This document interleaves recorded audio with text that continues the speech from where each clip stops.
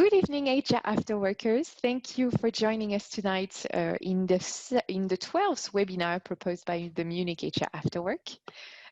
So I am Marie, one of the two organizers, together with our dear Sushma, who is with us tonight, who is back, and we are so happy to have her again. And we are glad to kickstart this interesting session that will be hosted by two inspiring speakers. So we have Maribel Ortega. Some of you might know her already because she has been a speaker in our January 2021 session. And she's coach, mentor, a public speaker, a podcaster also since the beginning of the year. And her mission is to inspire, empower professionals to find their worth, be confident, so they can speak up, take new roles, new opportunities, and ultimately live fulfilled lives. And we have also Marija Kose, who is with us tonight. Marija is a global human resources leader, and she is currently head of talent at a rocket startup called Isar Aerospace. So welcome, Marie. And yeah, so as most of you know, since June 2020, we have switched from our regular face-to-face events to virtual ones. So we hope to be able to meet you all physically pretty soon. We are actually looking for a bar. So if you have any proposal to make us, feel free to reach out to either myself or to Sushma. And apart from that, obviously, this digital format helps us to reach out to way more people. So that's also how we are able to have, for instance, Denise and Anne tonight. So today we're going to talk about the hybrid work model, especially how to make hybrid work work. So for instance, what is really this trendy concept of hybrid work? What are our employees' expectations, fears toward it? How can we support our employees to work effectively in any environment? Those are some of the questions that came to our mind where we have been preparing, discussing about the topic of hybrid work model, preparing the session for tonight. And the workshop aims, of course, at providing you our response to some of those questions and to also hear from you in return to know what you have to say on the matter. So during this webcast, Marija, as an HR director, will bring her point of view about why this work model, with all its benefits and challenges, is here to stay. She will also focus on how to proactively address some of the challenges that appear, especially in the area of psychological safety at work. And Maribel will then go one step further in making the concept work by providing you with actionable tools to foster effective communication in your hybrid teams. So make sure to turn on your webcam. It doesn't really matter if you're having a bad hair day, if you're eating, it will actually make this session a bit more lively. And yes, I would say enjoy your time with us. And Marija, I hand over the floor to you. Great, thank you. Hi, everyone. Good evening, nice to see you all. So I'm gonna share my screen. To start off, I would like to invite you to, can you see my screen, by the way? No? Yes, Marija, yes. it Yes. works fine. Yes, yes. I would like to invite you to take part in this very quick poll, literally just 2 questions. So just follow the instructions on the screen. If you go to menti.com and use this particular code, then we will start with the first question. So the question is, does your organization plan to implement hybrid working soon? So off you go. So let us know if you're not able to connect. But as Marija was saying, you have the code on the top of the screen and you simply need to go to menti.com and we will be able to see your feedback live. So we have 3 people saying yes.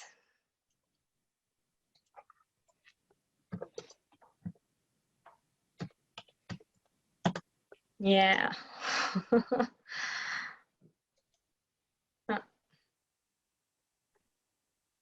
There you go.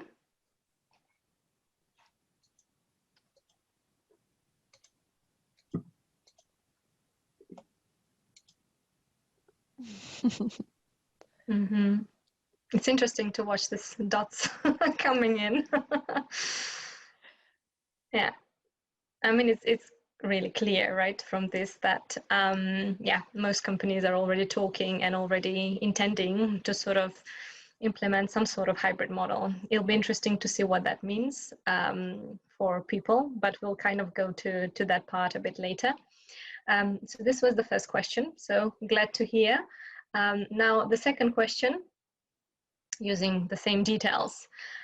What words come to mind when you think about hybrid work related to your organization? So anything that comes to mind thinking, my company, hybrid work. Is it challenge? Is it fear? Is it pleasure? Whatever comes to your mind.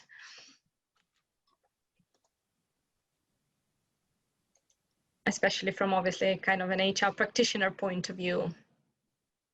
Retention, flexibility. Okay, so some good stuff I can see.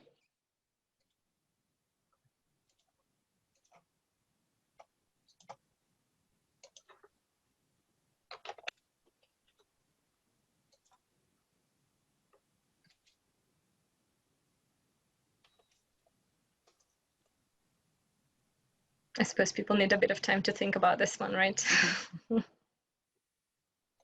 Time management skills. We have quite a few things coming in, but you can see flexibility is a big one. Probably a few people have voted for this one, right? Hybrid meetings, retention, time management, work-life balance, office design, collaboration, trust, desk booking, communication, fear of not being seen, disorganized, company values, talents, resistance, inclusion, well-being, tech security, culture, trust, we said, performance management. Yeah, I think quite a, yeah. So the biggest one obviously is flexibility. This is the biggest word there, right? Retention is also quite big. So obviously that is what a lot of people are thinking about. And the others also are quite important as well. Especially we had hot desking and office design, for instance, they're related.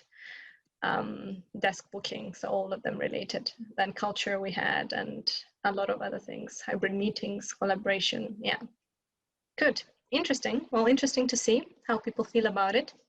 Now, I'm gonna start with the with a bit of presentation. Not too much, but with a bit of presentation. So as you know, hybrid working. So a very quick intro about me. So I'm Marija, as Maribel said, I'm head of talent, and talent stands for kind of all things related to HR or people at a company based in Munich, Isar Aerospace. We are a startup, but already 3 years old and just under 200 people based in Munich, but also operational out of 4 other countries or 3 other countries outside of Germany. Yeah, we've grown massively, and obviously some of the things that we are also trying to tackle at the moment also is the topic about hybrid working. So glad to be here today and share thoughts and experiences.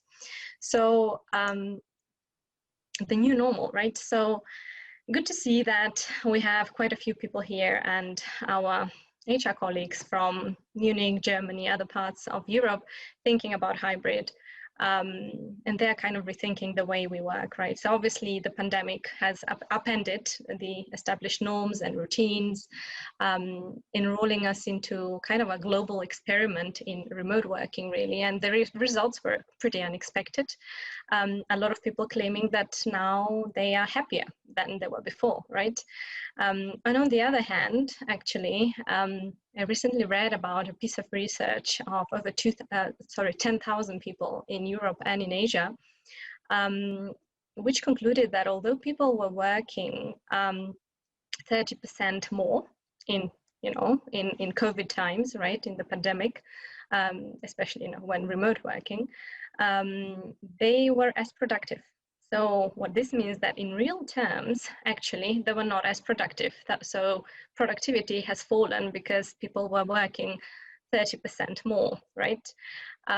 So I think that poses a lot of other questions, right? And obviously that points out that hybrid working and implementing hybrid work is not as straightforward as people would like to think. And you have a lot of kind of opinions these days. A lot of people saying, oh, hybrid is good, is amazing, it offers a lot of flexibility. Yes, to a large extent. However, we mustn't forget that there are some key challenges there, and that there will be repercussions on a lot of other things, depending on how we implement this hybrid, right? So anyway, going back to this research of 10,000 people, so the conclusion was that why people were not as productive when working from home. The problem they saw, or the study saw, was in meetings, a lot of meetings, so increase in number of meetings, really, various reasons, like people needed to collaborate, needed to check something, they call in a meeting. Managers call in a meeting just sometimes to validate, their own role in the team and in the company. So, and there were a few other reasons as well, but the major reason why people were less productive, kind of the research claimed, was actually meetings, right? And however, the fact remains that people want flexibility, right? So this is what numerous surveys and numerous research shows. So from that point of view, hybrid can be kind of seen as a,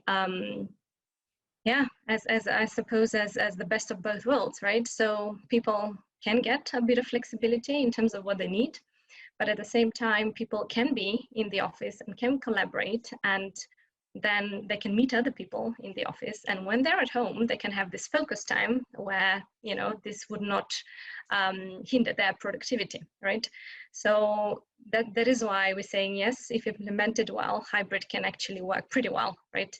But there are certain things that we have to be mindful of as HR professionals to sort of make it happen, right? And make it work for everyone. So what is hybrid working? I mean, we know this for sure, although a lot of people, when asked what is hybrid working, they think about the place or the location side of things. Very often we forget about the time side of things. And what you have here on the screen is this simple 2x2 matrix, right? Highlighting the two dimensions of this problem, right? We have the place and the time axis. So before COVID, most organizations were in the lower left quadrant there. It was traditional office 9-to-5 type of work, right? Most, we are saying. Then some of them were venturing out a little bit to the right there, and they were offering flexibility in terms of hours. However, not a lot of people thought about, being in that top right quadrant, right? So kind of thinking about, conducting work or working anywhere, anytime. So this is something that needs to be called out when it comes to hybrid work or hybrid model work, that it's not just about the place dimension of it, something that the pandemic actually has brought. It is also about the time, also something that the pandemic has brought upon, right? These two things we need to take into account when we design or implement hybrid work, right? And actually, the last comment here is that because of these two dimensions, implementing hybrid probably is more difficult, than implementing just remote or just collocated mode of work. So therefore, there are a lot of things that we need to be mindful of, and some of them we will share later on in the presentation. So yes, because you can see there are a lot of benefits, but some challenges as well. Maribel will talk about some of the solutions, very kind of quick overview before we go into the details. So new preferences. It's clear that people want flexibility. Numerous surveys, including like in my own company at Isar Aerospace, we've done a couple of surveys, and people want flexibility. It is clear 99% of the people want some sort of flexibility. Now, what that means, this is again open for debate, and probably it will depend on the company and on the people. In the context of my own organization, people wanted 1 or 2 days working from home, and then 3 or 4 days being in the office, or 2 or 3 days being in the office. So depending on, you know, also the site, the activities of the people, you know, for some segments of the population, it's not possible to be in home office. Let's say we have a manufacturing side of our company as well. So something we need to kind of be mindful of. But yeah, preferences are clear that people want this, right? People see this as a benefit.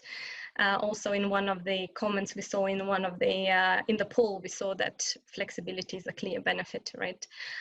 Also, so is retention. So people also want this, and are expecting it almost from their employer. Even at recruitment stages, we see people, we see our candidates asking, do you have any hybrid working implemented already? Or they ask us, oh, how many days will I be allowed to work from home? So it is seen as a benefit. It is seen as both a retention and an attraction factor for a lot of people. But a few other benefits there on the screen.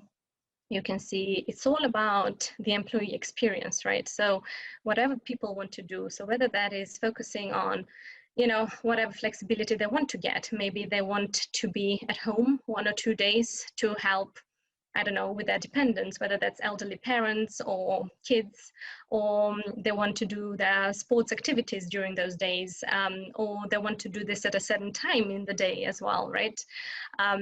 So this prioritizes, this hybrid model prioritizes really, you know, home-life balance, if you want, if you like, and a lot of other things, actually, the employee experience, right? And this is so important for retention purposes and also engagement purposes, right? And the whole thing around productivity, for instance, as well.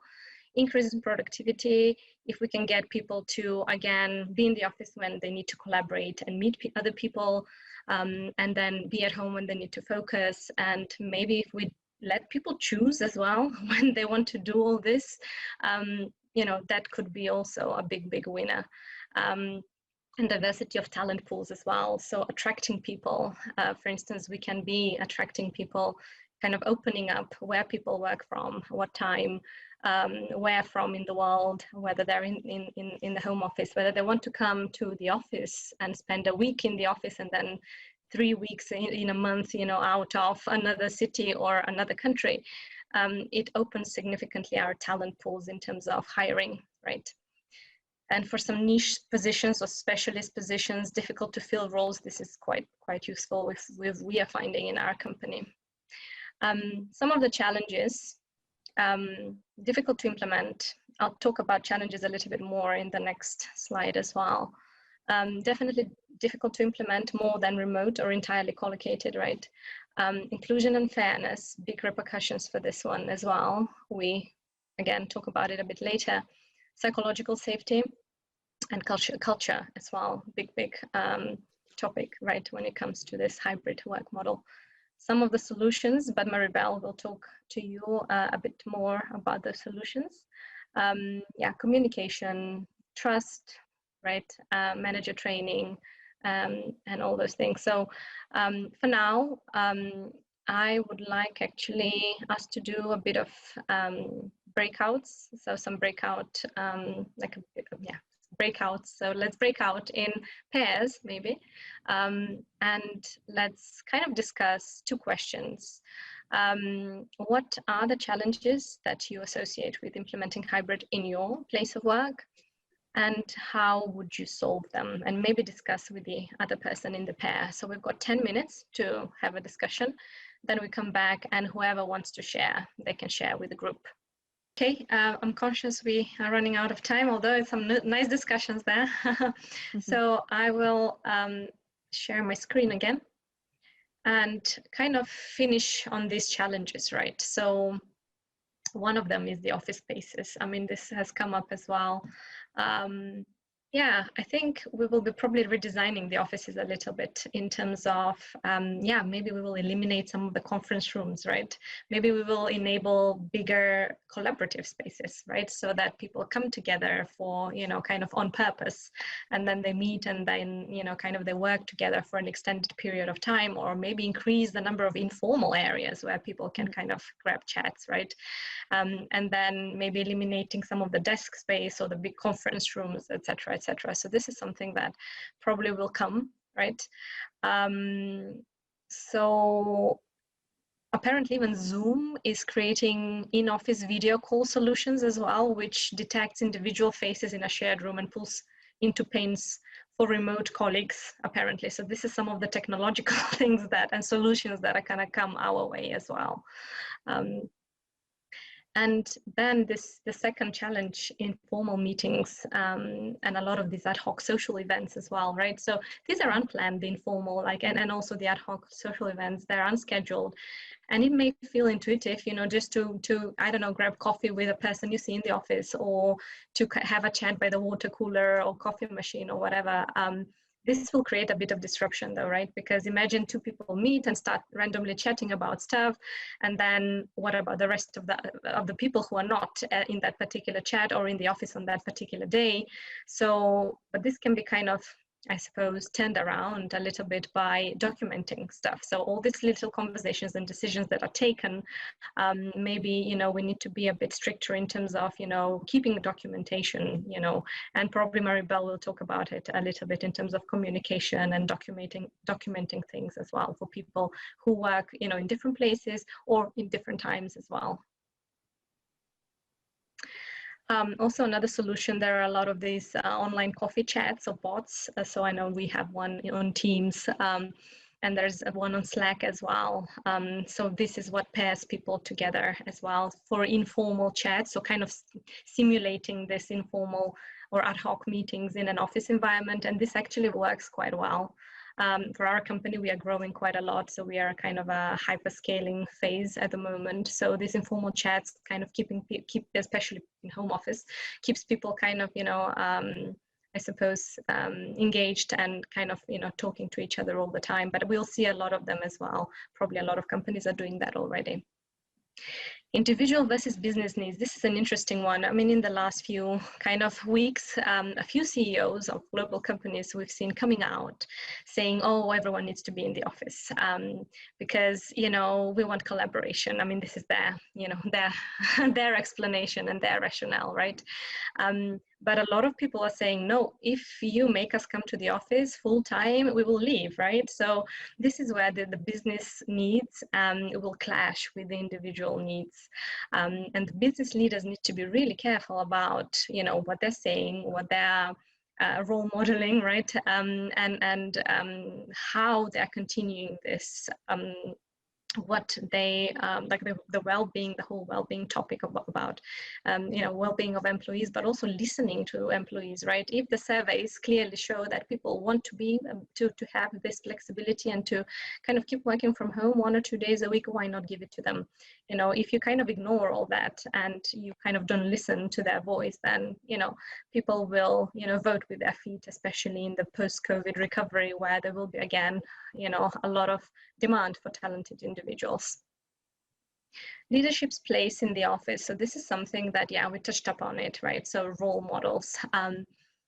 Probably leaders need to also show a lot in terms of the working hours, the well-being, the work-life balance of people, etc. So the time axis, but also the place axis as well. If they're in the office all the time, people will be wanting to be next to their managers and next to their leaders, right? Next to where decisions, or in the place where decisions are being made, because the office, if the office is, you know, kind of still seen as the epicenter of the company, then a lot of people will want to be in that epicenter, because as we know, you know, good things happen in the epicenter and all the decisions are taken there. And people may think, oh, I'll be in the office so that I'm seen there, so that I have all these informal chats, I get close to people, to our leaders in the office, maybe I'll get a promotion, you know, so people will think, you know, oh, we are kind of, you know, next to the people who have power in the company. So we don't want this, right? We don't want this kind of not being fair, this working arrangement not being fair for people, and people feeling excluded a little bit. So this is something we have to be paying special attention in terms of what our leaders are doing, right? Do they need to be in the office all the time, right? If their team is, you know, hybrid, working hybrid, probably they will have to do that as well. So something that we have to be mindful of. And psychological safety, that is a topic that I'm gonna touch shortly, yeah, very briefly, but yeah, in the next slide. So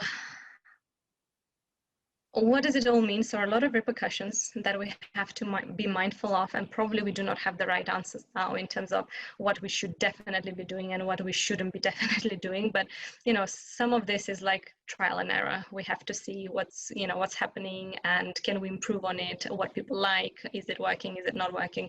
So it will take us a while. I mean, kind of pre-COVID working routine and you know, kind of working arrangements, we've had them for decades. We had them for decades, and kind of they stuck with us. But obviously now we are talking about a different world, and it will take a while to get to that maturity model, you know, hybrid or whatever model it is in the end, because yeah, it takes a while for these things anyhow. But some of the things we have to be mindful of. So inclusion and fairness is something I mentioned. So access to information, who has information, who is close to certain people.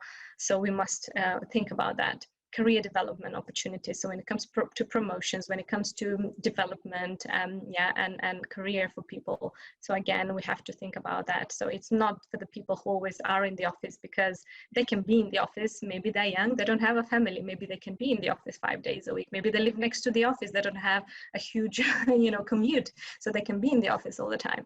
So we have to think about that and educate our managers then along those lines. Managers are hugely important in all this. Work relationships and employee well-being, obviously, this is something that I mentioned, and the whole culture topic. Culture is going to be a huge topic here, right? So especially for companies who are built around that in-person culture, right? All these, like, let's say, ad hoc social events, like grabbing beer after work, for instance. And then what about people who are there only 3 days, and there you have people 5 days in the office who do all this, right? How is that gonna influence, you know, the company culture, right? Are people gonna miss out? But also, can you organize all these events that you're organizing, given the fact that a lot of people will not be in the office, for instance?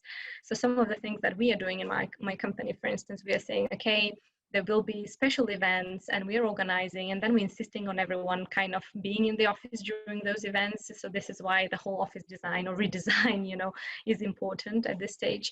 But then rest of the time, you know, we have to be mindful of whatever we decide, whether that's giving people freedom to choose their days, or managers giving them the freedom to choose, right? But the culture topic is going to be quite important moving forward. And last but not least, psychological safety, right? So it is actually one that I'm sure you've heard of the term, one of the strongest proven predictors of team effectiveness, and with that, company effectiveness. So it creates trust, people are listened to, and there's better communication. So there's no micromanagement, but trust, listening, and psychological safety. So it was a term yeah, that was recently developed or coined by Amy Edmondson, and Adam Grant also talks about it and writes about it in his books.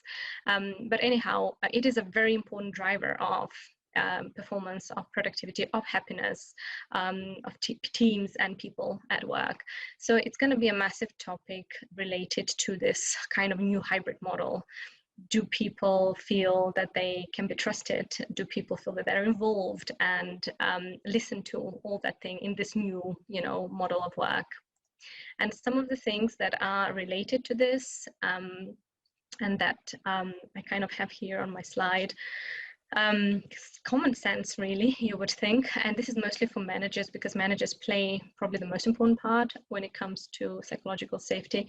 And with help from us as HR professionals, and, you know, kind of from the company, whether it's by training, by coaching, a lot of those things, I believe that we can get to a very good place, but obviously it is a bit of work. So yeah, it's a kind of a few steps here, right? So we have a few steps that will help managers become better you know, in building a culture of psychological safety. And that will then increase engagement, motivation, productivity, and performance of people. So set the scene, very easy, right? So this is for managers, but also us helping our managers, right? So how do we set the scene? So recognizing that, you know, everyone must be clear and transparent about their job, their day-to-day, right? So if somebody needs to do some stuff during the day, I don't know, pick up the kids from school or whatever that is, they can do that. And as long as we are transparent about that, and we are seen, and this is seen as something pretty normal, actually, by everyone in the team, you know, including the manager, this is going to be very, very important. So the manager is this almost like leading the way, right, and being that role model, and sometimes opening up, you know, about these things and being vulnerable that, hey, this is something that I'm doing as well. So this is something very important. Providing real-time feedback is also quite important. Coaching, mentoring, sharing best practices. So a lot of these things will probably have to be synchronous. So either, you know, on site in person, or talking to people like on Teams or Zoom or whatever technology and platforms people use. A lot of collaboration needed as well. So baby steps and celebrating achievements, again, common sense really, but yeah, kind of don't expect employees to share their most personal and risky challenges straight away. It takes time to build trust. So as long as we acknowledge any achievement, including the smallest milestones achieved, I think this would help to sort of set the scene for this psychological safety. Share positive examples and celebrate, but also exercise empathy. So cater for individual needs. So this is so important to sort of almost adapt your kind of working style and this new model of work and leadership style, of course, to individual employees. Everyone will have different needs, right?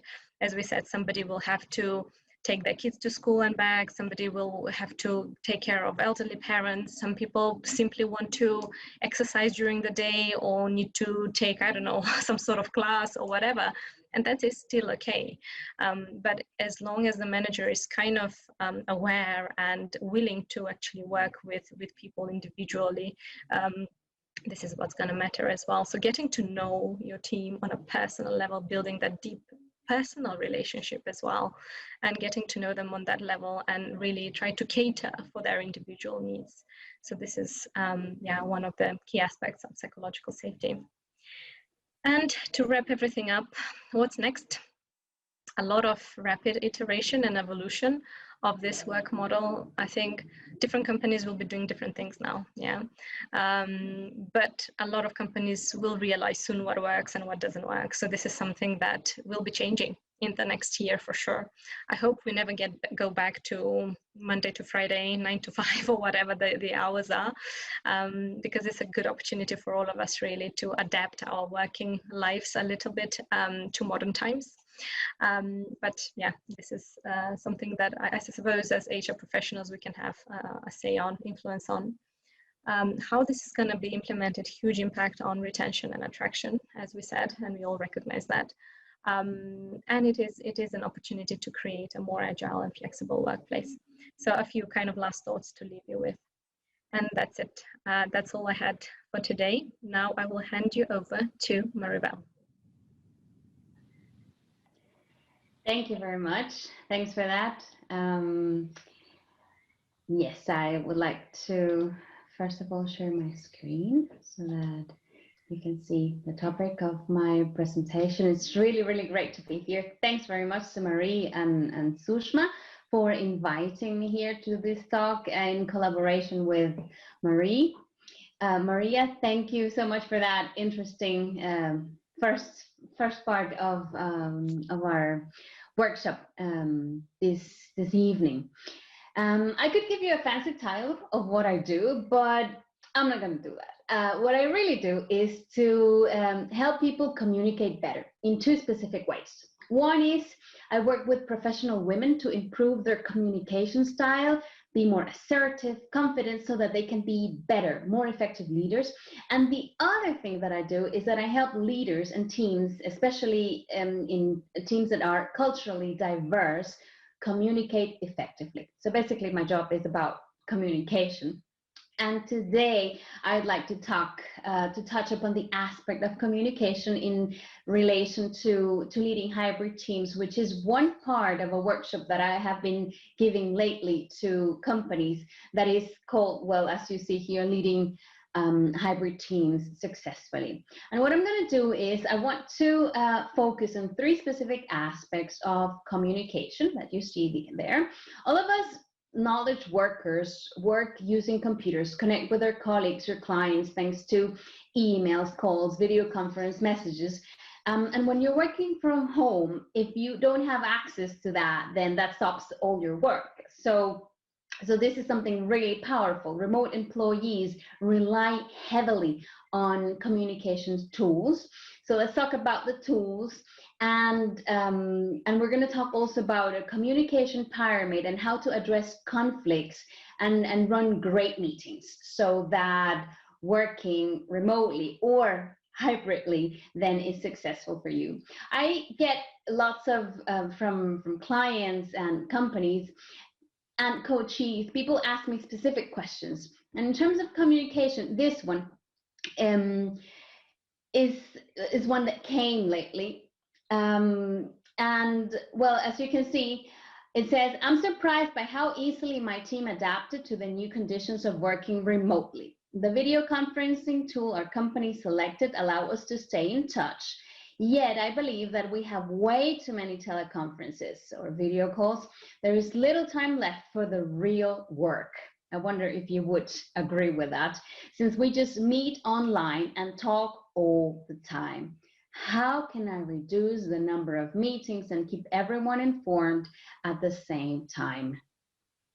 So that is one of my my clients saying, please help, how do I deal with this? And I wonder if this is something that, if you could write in the chat, if this is something or parts of that affect you also, as you have been working maybe first remotely and now maybe starting to work hybridly. That would be great to see. Well, to read. Let me open the chat so that I can read. Yes, Marie says indeed. All right, so let's start first with the communication tools, and having great tools is just the first step. The second most important is to think about what is the purpose of each tool and how to use a tool to our advantage, you know? So communication tools they're not good or bad per se themselves. What often happens is that we select a tool that is inadequate to our needs.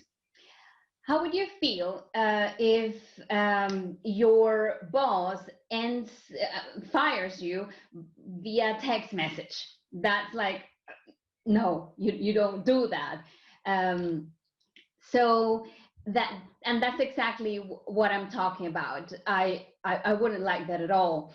And what we can use to understand this is the media richness theory. This was introduced by Richard Daft and Robert Lengel in 1986, but I find it very useful. Media can be richer or leaner. Face-to-face communication is the richest because you get all the information. So actually the words and our voice just transport less than half of the message. More than 50% of the message that we give is body language, gestures, you know, things that we do with our head, and all those little things give us a lot of information. And our aim is to reduce the possibility of misinterpretation of a message. So the leaner the medium is, for instance, a bulk email sent to everyone in the organization, then with something like that, we cannot be sure how this message will be read by the recipients. So one thing before you do any kind of communication is think, what is the purpose of this, and is this the best way of communicating what I want to communicate? Now, for what I'm going to do with you today, you need a piece of paper or a couple of papers and something to write, because maybe I'm here to provide solutions, and maybe you want to take some notes, and we're going to do a little exercise in the end, and for that you need to write. So in terms of communication tools, my practical solution, the first one that I can recommend, is to use the communication pyramid, and this was proposed by NOSPI team, who is a company that has been working only remotely for the past 13 years. And this is it. The owner of the company, Michael, explains how communication tools serve us in different purposes. So project management tools like NOSPI, Asana, Monday, Jira, they're at the bottom. At the top level, instead, we see meetings as the last resort and not the default, which is unfortunately probably what most of you are experiencing. They should be the rarest option to use because they are very expensive. And I'm not talking about money. I'm talking about resources of concentration, of your time, that it requires just the most. They require our full attention, and they are most suitable for team socializing or discussing really sensitive topics or making important decisions. So the situation described in the email is probably the pyramid upside down, where meetings are at the basis of the working day of the hybrid team members, and there is very little time to do deep, concentrated work. The second solution I want to suggest here is to work asynchronously. And asynchronously means not in the same time, and synchronously means in the same time. In order to use more asynchronous communication modes, you could ask yourself the following question: how would I deliver this message, present this work, or move this project?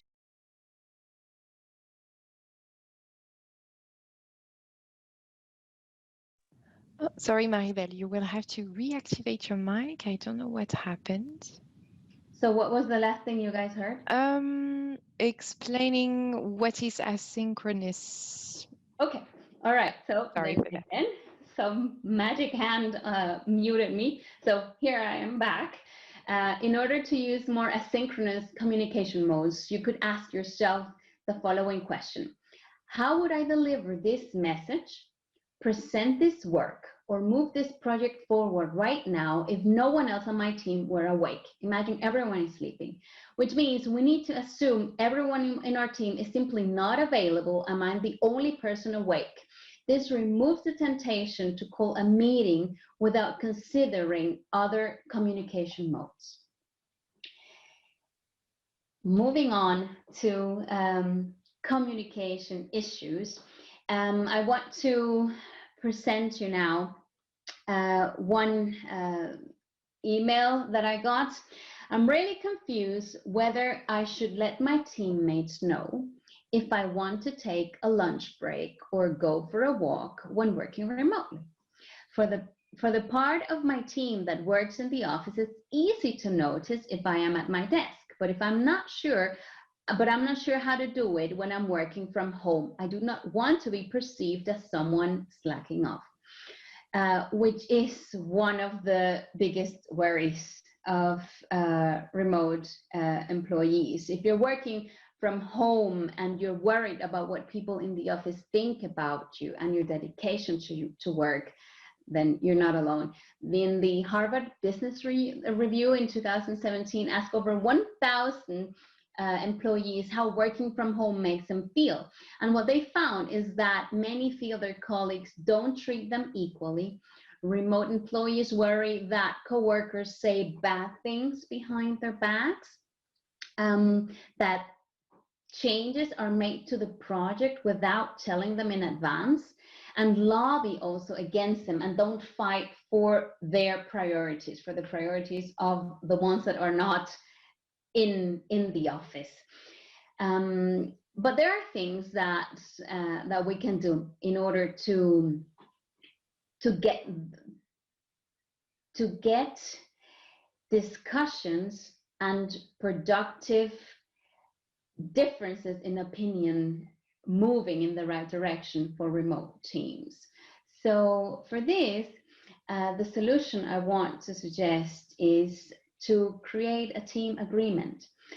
So what to do to avoid feeling of discrimination among team members who work from home. There should be the same rules established for communication and availability. So there are zero doubts on what was agreed, no matter where you work, whether you sit in the office or you're at your home. So Lisette Sutherland, an author of Collaboration Superpowers podcast, believes that in order to avoid miscommunication and possible conflicts, it is good to establish the basic rules on how to work together. So this should be like a workshop that the team leader, as also Marija mentioned, has lots of responsibility in creating the mood and how things work in that team, should organize. So the team creates an agreement and outlines what kind of information we share, how we communicate with each other, and how we know what each other of us are doing.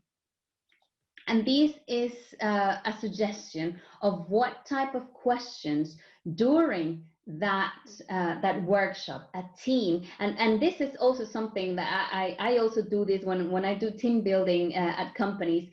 This is something that I help teams do, create this type of team agreement, and also how do they want to communicate, or how do they want to perform productive discussions or disagreements. So questions that the team could agree on is, what information is important to share and what is stored? Who do I need to inform?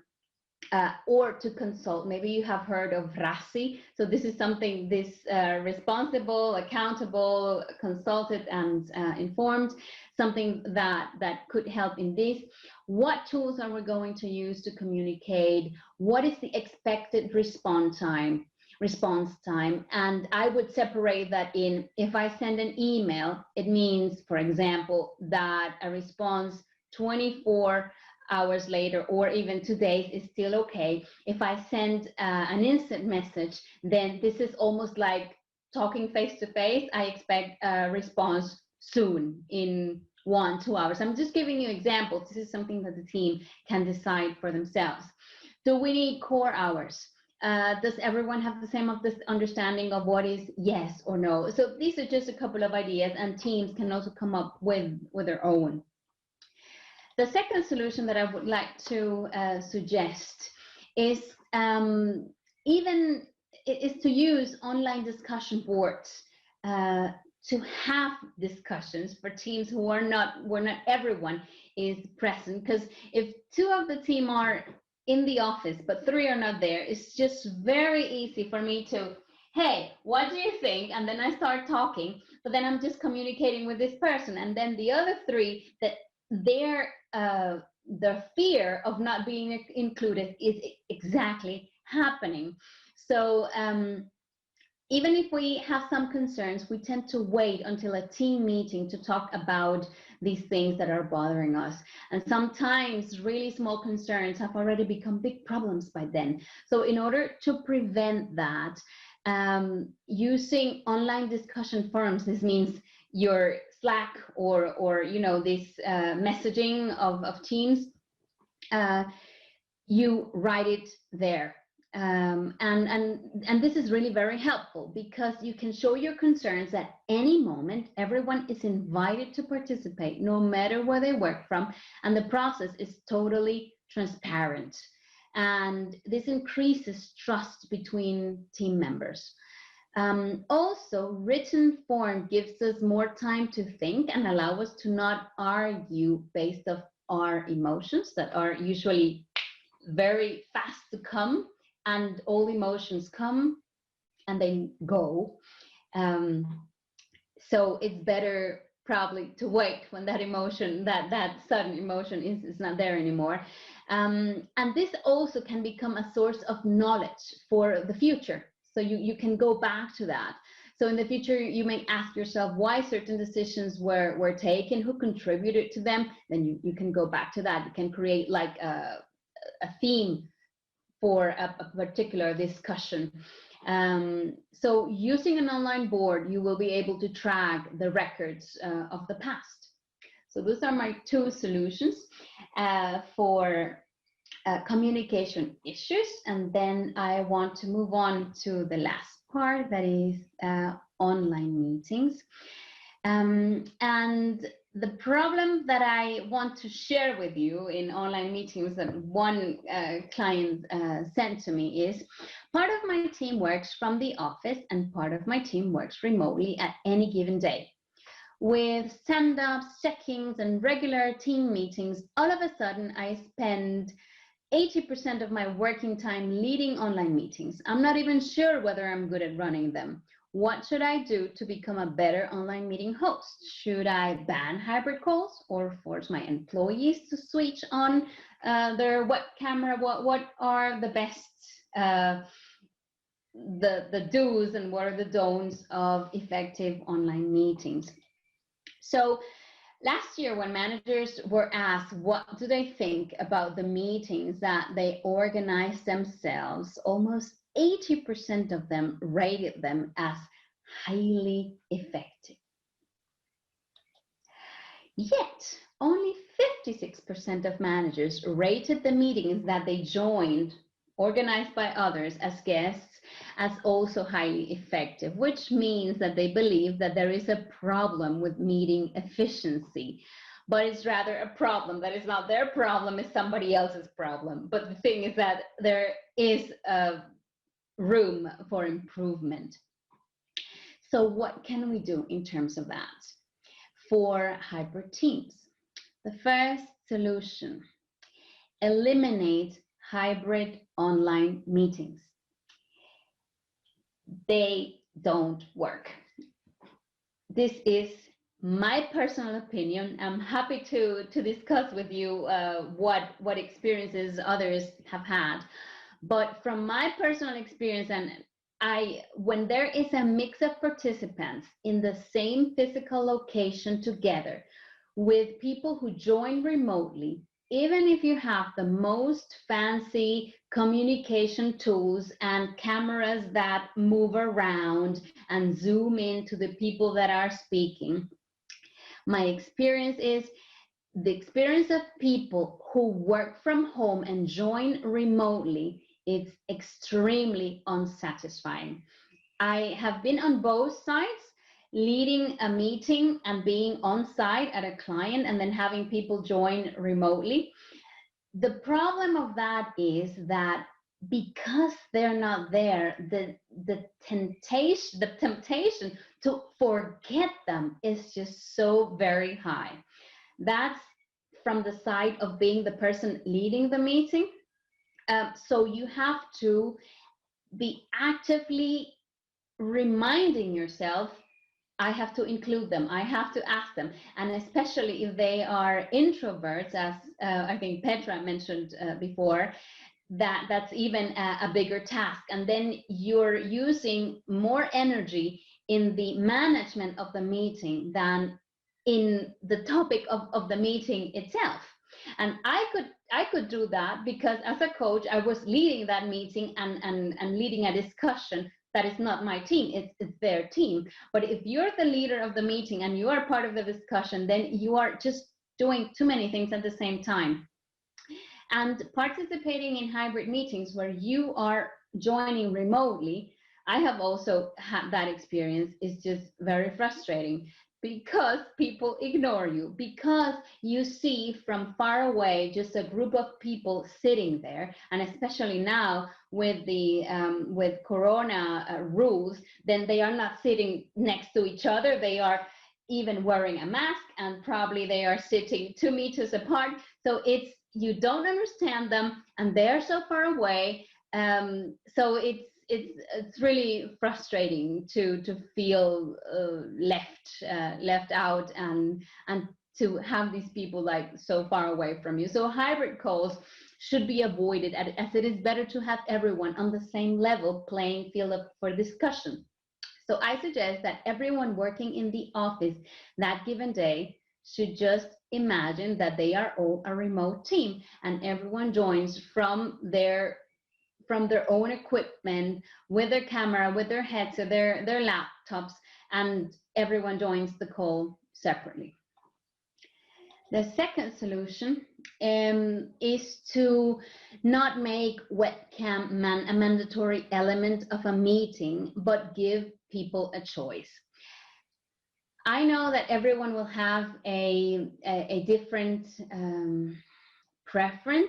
My personal preference is that people turn on their video because it's closer to a face-to-face communication in terms of I'm speaking and I see a reaction. And when I don't see that reaction, it's, at least for me, it feels stressful to just see a black screen. On the other hand, being all day in meetings where you have to turn on your camera, that is also very exhausting, at least more exhausting than having face-to-face communication, because you only see this part of the person and the rest, your brain is working full-time trying to compensate of all the information that is missing, because you only see 1/4 of a person and you know that there's more. So it's important to give people a choice. If the majority of experts will encourage you to go for video meetings and ask everyone to switch on their cameras, but giving people this opportunity to choose at that moment what is better for them, I think that that is important. So why do I believe that video conferences are not always the best option? Because it's simply just having all these people so close. I find it better, but it's also not normal. If I would meet you all in person, we would not be talking like this, like we're in love and very romantic candlelight dinner. This closeness that we have in Zoom calls is not normal either. So that's why allowing people the choice of not wanting to have candlelight dinner with 20 people at the same time, it's okay. And because actually Zoom fatigue or video conference fatigue is a fact. If you want some, I have here some inspiration. If you want some more ideas, this is a really good book, The Non-Obvious Guide to Virtual Meetings and Remote Work. I totally recommend that. The third solution that I want to bring to you is cut a lot. So you need lots of scissors. You should cut the number of meetings, and I challenge you, ask yourself, can the goal of this meeting be achieved asynchronously? If yes, how can I do it? That's one question that you can ask yourself. Number 2 is cut the length of the meetings. That's something that Marija and I had. She invited us to Zoom meetings that were only 40 minutes. And the fact that we knew that at 40 minutes, the Zoom call would be closing, that at least gave me the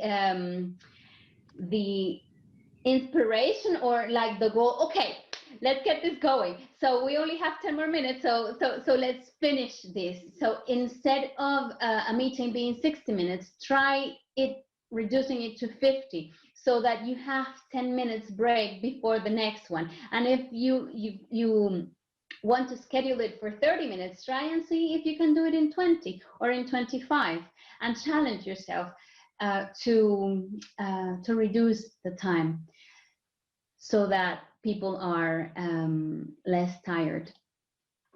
And the third one is cut the number of participants. Whose input is absolutely necessary for this meeting? That's something that you could ask yourself. The tiredness related to online meetings is real.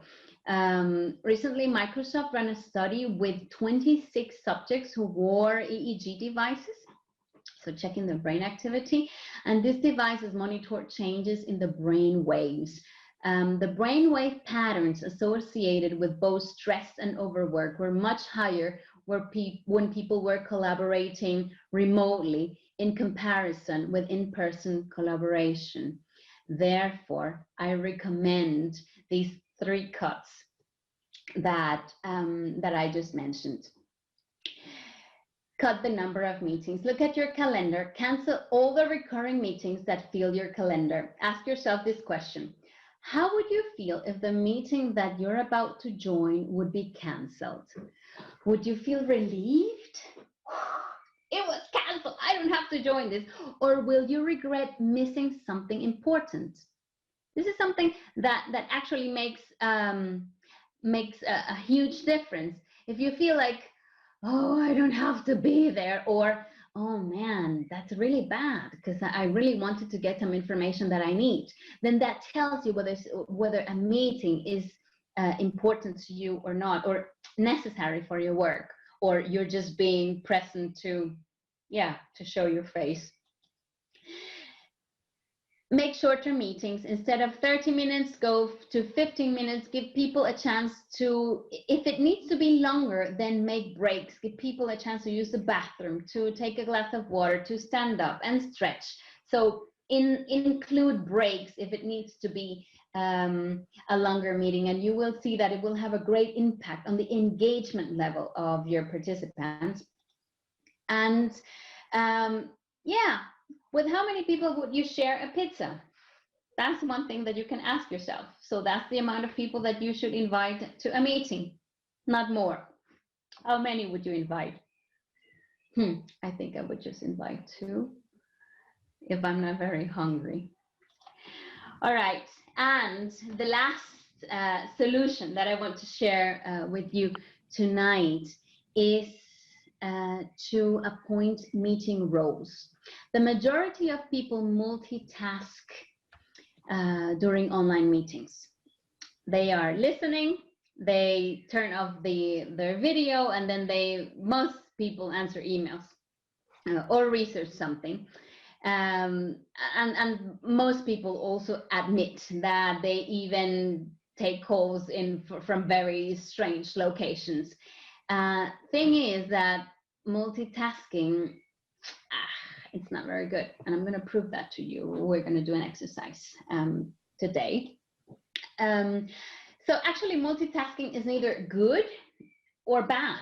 It just simply does not exist. When you think you're multitasking, you could be doing one of these following things. So either you're switch tasking, which is attempting to do multiple attention requiring tasks at the same time, and then each switch in attention incurs in switching cost, which includes a loss of time, decrease in performance, and an increase in stress levels.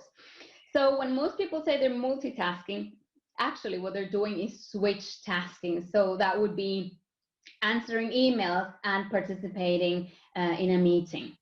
The other thing that you have is background tasking. That is performing a task while something mindless or mundane occurs in the background. For example, delegating tasks to employees, and then you can work on more valuable activities, putting a machine to work on a large job like printing, or if you're in your house, putting the washing machine on, and then you answer emails. Or you exercise while listening to music. That the background tasking can improve productivity overall. Switch tasking decreases it. But when most people try to multitask, what they're really doing is switch tasking, and switch tasking back and forth rapidly between 2 or more tasks. You're just piling a huge amount of switching costs, and the transition is high. So I'm going to challenge you. Do you think you are the best multitasker there is, or do you know someone who thinks there is? Here's your chance to put your skills to the test. Let me walk you through this experiment. So first, what you need is a piece of paper, and you need to write 3 lines in the whole paper. You're going to write 4 sentences. You see? So you have here sentence, and then you're going to write numbers, then sentence and number. So if you put your piece of paper landscape, then 3 lines, and then you have 4 spaces. So you don't need to do anything yet. I'm going to explain it to you.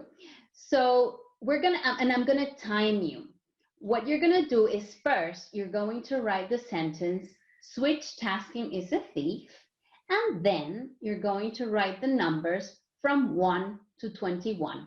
Don't do it yet, because I'm gonna time you. So on the first line, you write switch tasking is a thief, and on the second line, you write the numbers from 1 to 21.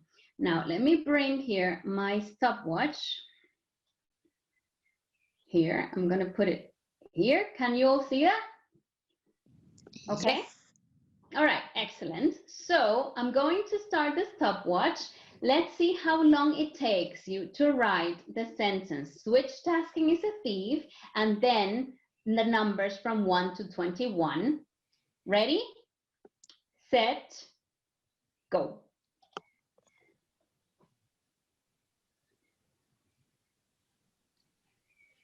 Five seconds. And when you're ready, put in the seconds on the chat. 12 seconds.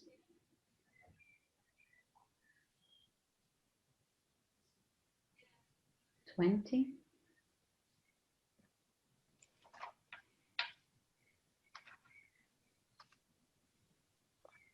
30. Okay, we have 26, 22.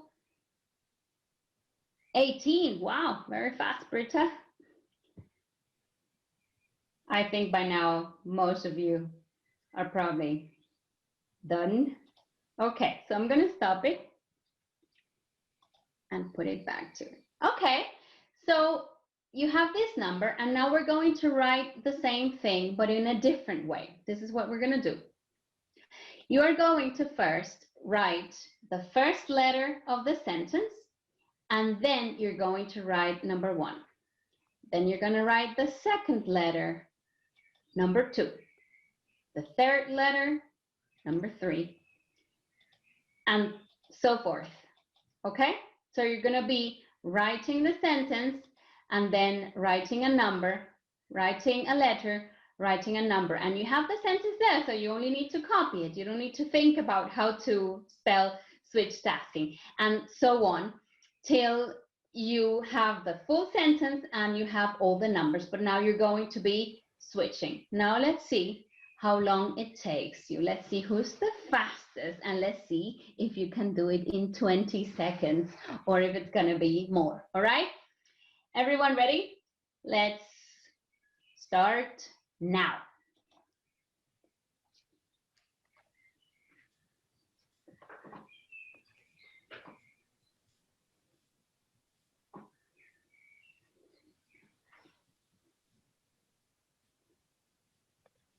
Fifteen seconds.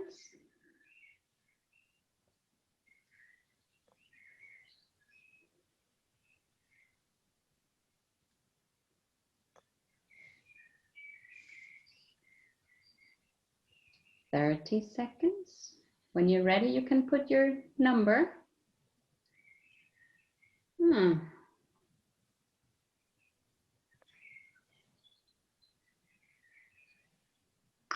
45 seconds. I'm gonna stop it. Oh, 43, 44, 48. Okay, I think I made my point. It does take longer. That's a little example of the costs in terms of time and also on the result. Usually, so what happens is that in the end, you lose time, you make more mistakes, and you're more stressed out because you want to finish it, but it's always going to take you longer than single tasking. And this is where single tasking comes back to the last idea that I had, and that is, for meetings, you should have meeting roles. In order to keep people involved in the meeting and stop multitasking, it is good to give them roles like facilitator, notes taker, timekeeper, and even a Yoda role. I'll explain. If the team leader is not always the moderator of the meeting, that enables younger team members to practice on their leadership skills. And having all these roles being rotated helps everyone in their development. If you and the Yoda role, what that is someone who's responsible to keep stakeholders on the topic and engaged during the meeting. The Yoda also intervenes in case of hostility or disrespect appears, or if you have a communication agreement, how the team wants to have discussions and someone is not following that, then they intervene. A question to ask Yoda during meetings is, are we missing something here? Their job is to name the elephant in the room. So my recommendation is to make all these roles a rotating thing, something normal that you can agree when a meeting is finishing. So who's going to have which role for the next meeting, so that they can also prepare for that. If each team member will have a chance to act as Yoda or meeting facilitator, it will be easier for her or him to be more involved also in the discussion next time. So also this helps them to train, as I said before, their leadership skills. Now, that is, in terms of communication, my last suggestion. And since the time is, I would love to hear which of these strategies are things that that you would consider applying, that you think that they might work in your company culture. So if you'd like to share, I'm going to stop sharing.